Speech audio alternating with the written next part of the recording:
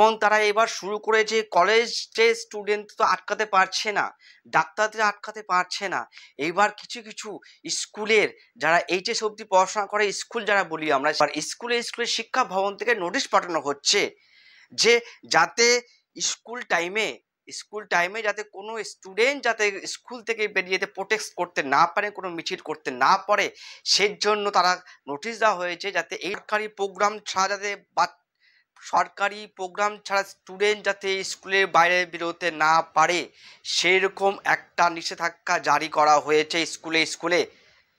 সেই দেখে প্রতিটা শিক্ষক রেগে ফায়ার হয়ে যাচ্ছে, যেটা মমতা সরকার করছেটা কি, যে আন্দোলন করছে সারা ইন্ডিয়া জুড়ে, সারা ভারতবর্ষ জুড়ে কোনায় কোনায় করা হচ্ছে, সেই প্রতিবাদটাকে আটকে দেওয়ার জন্য এই সমস্ত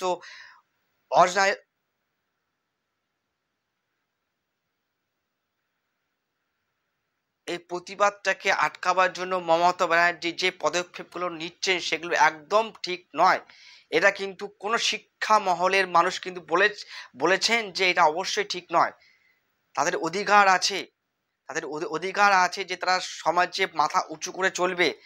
মমতা ব্যানার্জি ভেবেছিল যে কন্যাশ্রী দেব, রূপশ্রী দেব, যুবশ্রী দেব, সাইকেল দেব, আর তার সাথে আমি যা অন্যায় করব, আমার সরকার যা অন্যায় করবে, যাতে কেউ প্রোটেস্ট করতে না পারে। কেন প্রোটেস্ট করবে না? সে কন্যাশ্রী নিয়েছে বলে কি প্রোটেস্ট করবে না?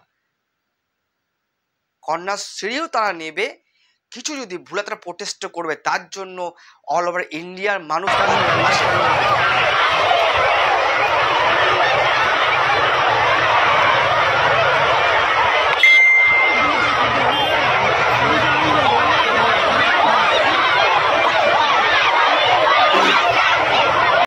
সেই নোটিশটা দেখুন আমার পাশে, আমি দেখাচ্ছি সবার সামনে। সেই নোটিশটা স্পষ্ট ভাষায় লেখা আছে, শিক্ষা ভবন থেকে সেটা দেওয়া হয়েছে মেদিনীপুরের স্কুলকে। সেইখানে লেখা আছে স্কুলে প্রোগ্রাম ছাড়া এবং তার সাথে সরকারি প্রোগ্রাম ছাড়া যাতে স্টুডেন্টরা কোনো রকমের বাইরে প্রোটেস্ট করতে না পারে সেটা দেখতে হবে কাদের? সেই স্কুলের হেডমাস্টার, সেই স্কুলের প্রিন্সিপাল যারা আছেন, টিচার, তা দেখতে হবে। এই কথা বলা হয়েছে, সেই নোটিশটা স্পষ্ট কথা বলা আছে।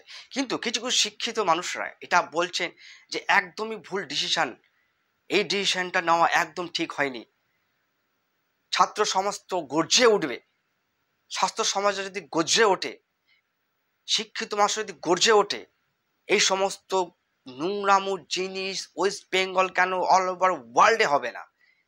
আমাদের রাজ্যের সরকার মনে করেছে একটাই কথা, আমি সব দিয়ে দিয়েছি ভাই, আমার কোনো দোষ নেই, আমি ওদেরকে রূপশ্রী দিয়েছি, যুবশ্রী দিয়েছি, ওদেরকে সাইকেল দিয়ে দিয়েছি, আমার ব্যাপারে কোনো প্রোটেস্ট করা যাবে না, আমি যা খুশি করতে পারি ভাই, সব যা করব আমি করব, আমি যখন আন্দোলন করব সেই আন্দোলন তোমরা আসবে, আদার্স আন্দোলন আমি ওয়েস্ট বেঙ্গল করতে দেব না। এইরকম চিন্তাধারা করছে এই রাজ্যের সরকার, যেটা আইনগত ঠিক বলছে না। আইনজীবীরা বলছে যে এইরকম ভয়াবহতা, সুপ্রিম কোর্টের এক কথা, কিন্তু এটা বারবার বলছি, সুপ্রিম কোর্টের কথা বলেছে যে এরকম ভয়াবহতা কেস তারা 30 বছরে দেখেনি, যেটা ওয়েস্ট বেঙ্গলের বুকে ঘটে গেল। তার জন্য আজকে স্টুডেন্টরা পথে নামছে, আমরা তার পাশে আছি। যে রাজ্যে এই নোংরামোটা ঘটেছে সেই রাজ্যের মুখ্যমন্ত্রী নিজে পর্যন্ত রাস্তায় নেমেছে, মিটিং করেছে, মিছিল করেছে এবং মুখে বলেছে যে জাস্টিসটা হওয়া উচিত। সেই বেলাতে কোনো দোষ নেই। স্টুডেন্ট না নামলে দোষ কেন করবে? আম পাবলিক যদি মিছিল করে সেখানে আপনি পেটাবেন কেন? পুলিশ দিয়ে তাদেরকে মার খাওয়াবেন কেন?